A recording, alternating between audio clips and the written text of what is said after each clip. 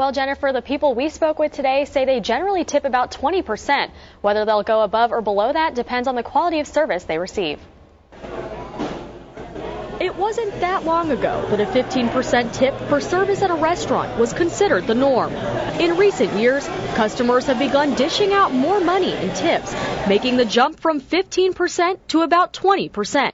But some food servers suggest tips up to 30% are more appropriate, meaning a customer would pay $130 on a $100 meal. Some customers we spoke with say that may be a little too high. I think a good tip, probably about 20%, just depending on the service. I usually do 15 to 20% depending on the service. Good service, 20%, so-so, 15%. Minimum wage for waitstaff is only $2.13 per hour, according to federal law, and Texas doesn't sway from that.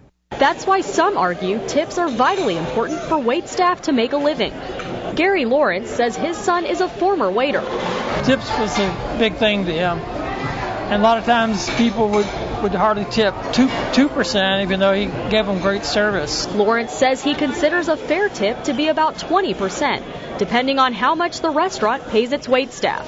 But if you get great service, 30% would be nice.